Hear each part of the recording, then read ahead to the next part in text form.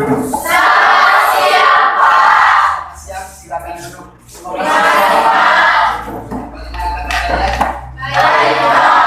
Ada yang kurang siap? Ada yang sakit? Untuk mulai kegiatan kita, marilah kita berdoa dulu. Teman-teman, marilah kita mengambil sikap berdoa dalam nama Bapa dan Bapa Bapa kami, Bapa kami Yesus, kami dari jahat. Untuk sekarang, Bapak mau absen dulu. Yohanes Dewa. Kamu no? Berarti dua orang tidak hadir. Satu orang tidak hadir. Selanjutnya kita menyanyikan salah satu lagu wajib nasional. Lagunya dari Sabang sampai kegiatan nanti. Nanti ada Sampai menuju tanah air, tanah airku Indonesia. Sebelum belajar tentang PPKN, saya meminta kalian siapkan buku PPKN, buku tulis, buku paket, siapkan, kemudian periksa sampah di samping kiri, di samping kanan, silakan diperiksa. Kalau ada, hari ini kita belajar tentang PPKN. Tepatnya di bab 2. Coba buka bab 2. Yang kita bahas pada hari ini adalah bagian B-nya. Bagian B yaitu pokok pikiran dan dasar negara Indonesia tahun 1945. Saya hanya mengingatkan kembali di materi sebelumnya kita membahas tentang apa? A. Makna adanya bukan Undang-Undang Dasar Negara Republik Indonesia tahun 1945. Nah, sebelum membahas tentang pokok pikiran, Bapak akan menyampaikan pertama kompetensi dasar, kedua indikator, dan yang ketiga tujuan pembelajaran. Sekarang tujuan pembelajaran. Tujuan pembelajaran yang ingin kita capai pada hari ini. Yang pertama, melalui tayangan video, peserta didik dapat menjelaskan pokok-pokok pikiran dalam pembukaan UUD NRI tahun 1945 dengan baik. Setelah ini Bapak akan menampilkan video.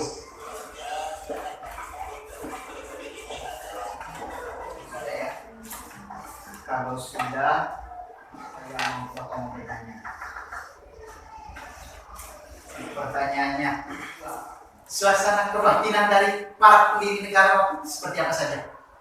Suasana kebatinannya apa saja? Satu saja deh, satu saja. Suasana kebatinan.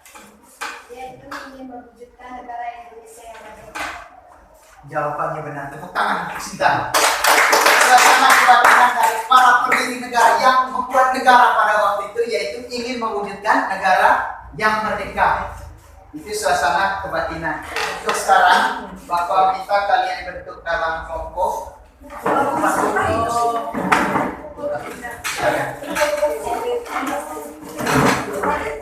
Baik, untuk pembagian kelompoknya sudah ya.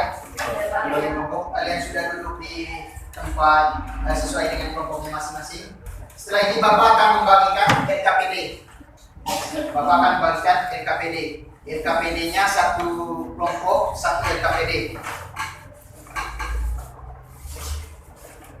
Setelah membagikan RKPD, Bapak akan membacakan langkah kerja terkait dengan RKPD yang sudah kalian dapatkan. Ini suruhannya. Buatlah pertanyaan dari apa yang telah kalian baca, lalu jawab pertanyaan tersebut berdasarkan pemahaman kalian atas materi yang telah kalian baca dalam bahan bacaan tersebut. Nah, metode yang kita gunakan pada hari ini adalah menggunakan metode SQ3R. SQ3R itu yaitu survey, question, read, recite, and review. Surveinya yaitu melihat judul bab, subbab, dan bagiannya. Recite nanti menjawab pertanyaan dan membuat catatan seperlunya. Untuk recite nanti ini akan dipresentasikan. Yang kelima, review. Review yaitu melihat ulang bacaan apa yang sudah ditanyakan dan dijawab. Itu metode yang kita gunakan pada hari ini. Untuk sekarang silakan mengerjakan LKPD-nya. Suruhannya tadi yaitu buatlah pertanyaan dari apa yang telah kalian baca, kemudian jawab pertanyaan kalian sendiri. Buat pertanyaan itu di bagian yang pertama. Pertanyaannya minimal 5 pertanyaan. Kemudian di bagian yang di bawahnya itu, di bawah LKPD itu, buat jawabannya. Sudah paham? Sudah? Silakan dikerjakan. Ya, kerjakan di LKPD. LKPD itu lembar kerja peserta didik. Jadi kalian kerjakan di LKPD itu.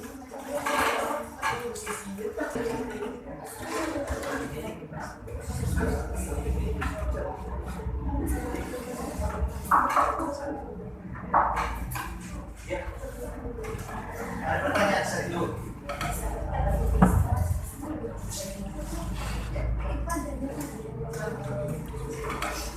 Oh, kalau terlupa yang jawaban. Kalau terlupa yang jawaban tidak apa sama di bawah, nanti duanya dihapus gitu. Mengingatkan. Ya. Ada ya, sorry.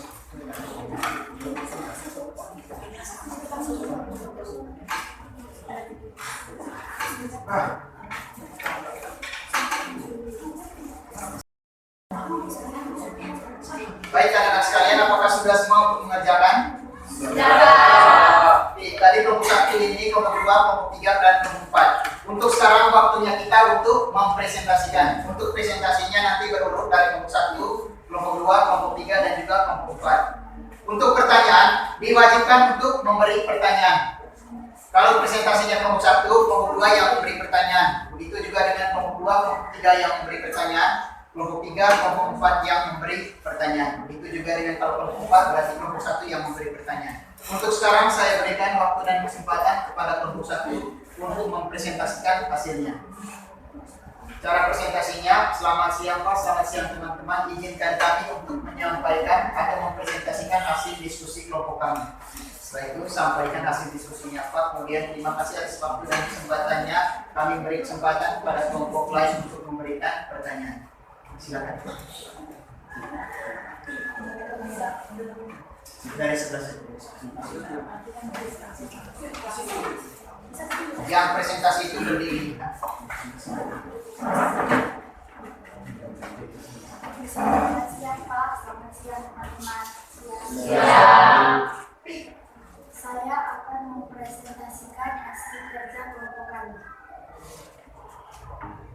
Pertanyaan, mengapa pokok pikiran ketiga menjadi dasar dalam politik negara? Jawabannya, karena pokok pikiran ketiga ini merupakan pokok pikiran kedaulatan rakyat yang menyatakan bahwa kedaulatan berada di tangan rakyat dan dilaksanakan menurut Undang-Undang Dasar. Yang kedua, sebutkan salah satu contoh dari pokok pikiran ketiga. Jawabannya, contohnya adalah pemilihan umum sebagai kedaulatan rakyat. Pertanyaan ketiga, jelaskan apa yang dimaksud dengan pokok pikiran. Jawabannya, pokok pikiran adalah menggambarkan suasana kebatinan dari Undang-Undang Dasar Negara Republik Indonesia tahun 1945 serta mewujudkan cita-cita hukum yang melandasi hukum dasar negara baik yang tertulis maupun yang tidak tertulis. Yang keempat, jelaskan penegasan sebelum amandemen dalam Undang-Undang Dasar Negara Republik Indonesia tahun 1945. Jawabannya, menegaskan bahwa pokok-pokok pikiran mengikuti suasana kebatinan dari Undang-Undang Dasar Negara Indonesia. Pokok pikiran ini mewujudkan cita-cita hukum yang menguasai hukum dasar negara, baik hukum yang tidak tertulis maupun hukum yang tidak tertulis. Yang kelima, apa kesimpulan dari pokok pikiran pembukaan Undang-Undang Dasar Negara Republik Indonesia? Jawabannya, kesimpulan kami mengenai pokok pikiran yaitu kami dapat menggambarkan suasana kebatinan dari para pejuang negara yang ingin bertekad demi bangsa dan negara. Itu saja presentasi kami. Saya akan memberikan kesempatan kepada teman-teman untuk menanyakan tentang hasil apa. Silakan memberikan pertanyaan untuk kelompok 1.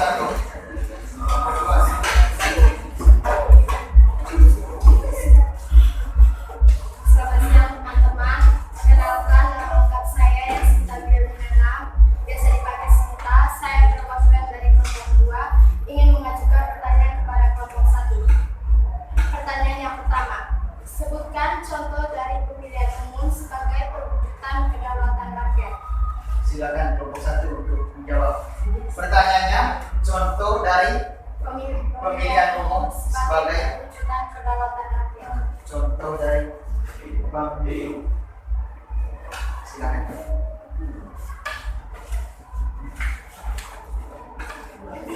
Jawabnya.